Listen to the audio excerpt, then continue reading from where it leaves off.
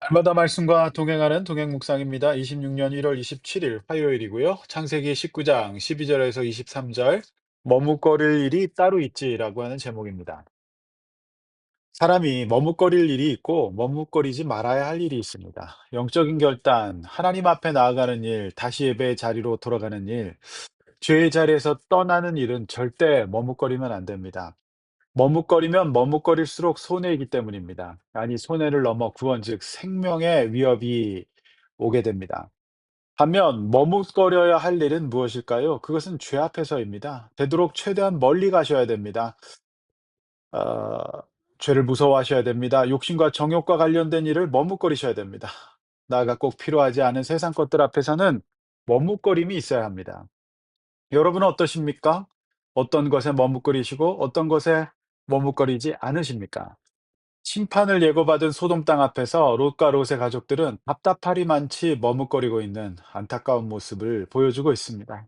이것이 바로 오늘 본문의 내용입니다. 12절에서 16절까지 먼저 나눠서 볼 텐데요. 머뭇거리는 롯과 롯의 가족들입니다. 자, 12절. 하나님의 천사들은 롯과 롯의 가족들을 심판 전에 미리 구원하십니다. 그들에게 구원의 길을 열어두시죠. 기회가 아직 많은 겁니다. 자, 우리도 13절. 하나님 앞에서 부르짖지만 죄와 악도 부르짖습니다. 소돔은 곧 멸망되게 될 것입니다. 14절. 롯이 나가서 자신의 딸들과 결혼한 사위들에게 이 사실을 알리자 그들은 바로 농담으로 여겨 버립니다. 이것이 바로 롯의 영적인 실력이었습니다. 어쩌다가 롯의 가족들이 이렇게 되었을까요? 그 근본적이고도 1차적인 가장 큰 책임은 가장이자 아버지였던 롯 자신에게 있다는 것을 우리 모두는 알아야 합니다. 그는 갑자기 불어난 재산에 눈이 멀어서 하나님보다 돈을 선택했고, 믿음의 사람 삼촌 아브라함보다 마치 하나님의 동상 같아 보이는 소돔 땅을 더 신뢰했습니다. 그의 그런 가치관과 행동, 평소에 그런 삶이 고스란히 딸들에게 전달되었고 사위들에게 전달된 것입니다. 성도 여러분, 부모가 영적 자리를 어떻게 잡느냐에 따라 이처럼 자녀들의 삶이 완전히 달라집니다. 이 가족도 헤브론에 있을 때 이러지는 않았을 겁니다. 그러나 그들이 선택한 소돔 땅에 죄와 악이 가득하고 전쟁이 빈번한 그야말로 전쟁 같은 그곳에 살면서 그들은 육적으로 변하게 되었고 육적인 전쟁의 한가운데 스스로 찾아 들어간 셈이 되었습니다. 그곳에서 롯의 자녀들은 그렇게 하나님의 말씀을 농담으로 여겼습니다. 전능하신 하나님, 창조주 하나님, 그들이 믿고 의지하고 있는 대단해 보이는 권세와 능력, 물질을 한 번에 멸망시킬 수 있는 바로 그 하나님을 우습게 여긴 겁니다. 이런 인생에게는 사망이 있을 뿐이죠. 하나님의 피조물로서 최대 약점은 바로 이처럼 하나님을 가볍게 여기고 영적인 가치들을 비웃는 겁니다. 따라서 이렇게 되지 않으려면 순서는 이렇습니다. 먼저 위로부터의 회개가 필요합니다. 변화가 필요하죠. 롯부터 철저히 회개하고 하나님 앞에 다시 돌아와야 했습니다. 그러나 오늘 본문 이하의 내용에서 롯은 그렇지 않아 보입니다. 15절에서 롯의 가족들, 천사가 롯의 가족들을 재촉합니다.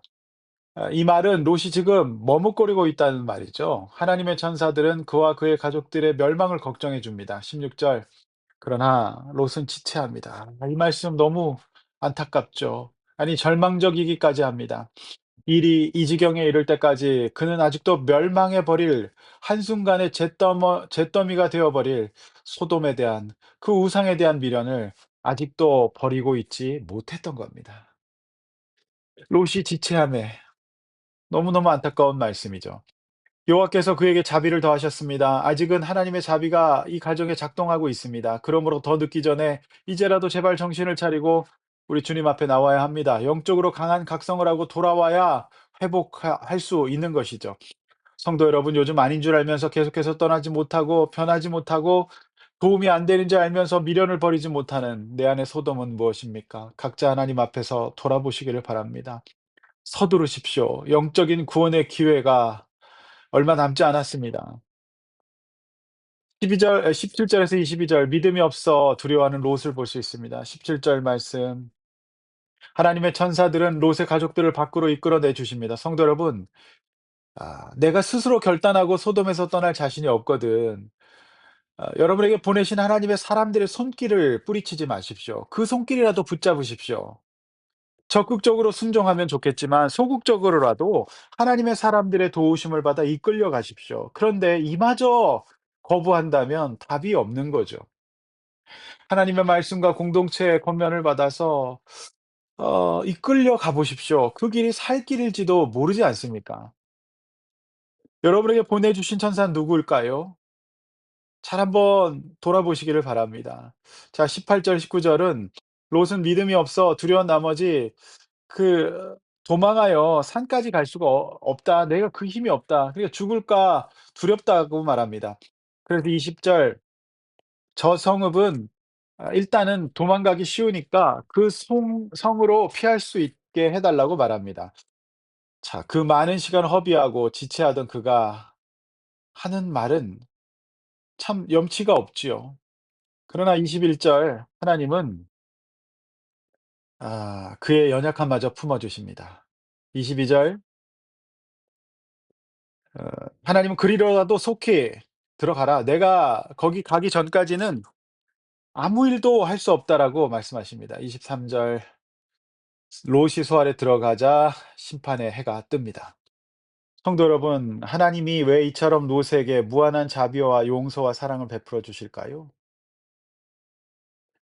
원인은 지난 창세기 말씀들에서 우리는 발견할 수 있습니다. 첫 번째는 하나님이 아브라함과 가족들에게 하신 언약 때문이었을 거고요. 두 번째는 그 그를 위해 기도하고 구출했던 아브라함의 중보 기도 때문이 아니었을까요? 자, 이를 뒷받침하는 본문이 내일 29절에 나오는데요. 하나님이 아브라함을 생각하사 롯을 그 엎으시는 중에서 내보내셨다라고 기록함으로써 우리의 중보 기도가 얼마나 하나님의 역사의 통로가 되는지를 잘 보여주고 있습니다. 성도 여러분, 그래서 오늘 우리가 이 새벽에 놓치지 말아야 될 기도는 중보 기도일 겁니다. 하나님은 우리의 이타적인 중보 기도를 들으실 겁니다. 오늘 우리가 간절히 중보 기도해야 될 나의 롯은 누구일까요? 오늘 이 아침에도 우리가 나의 필요를 간구할 수도 있겠지만 성도 여러분, 우리가 기도해야 될 연약한 롯과 그의 가족들을 위해 중보 기도해 보십시다. 하나님께서 우리의 기도를 생각하사 누군가를 구원하실지도 모르기 때문입니다. 그래서 저는 오늘 이 말씀을 묵상하면서 그렇게 해왔지만 목사는 오늘도 이 새벽에 우리 성도님들 한 분 한 분의 이름을 불러가며 기도하려고 합니다. 하나님께서 들으시고 우리 모든 성도님들에게 구원의 기회를 허락하실 줄로 믿습니다. 기도하겠습니다.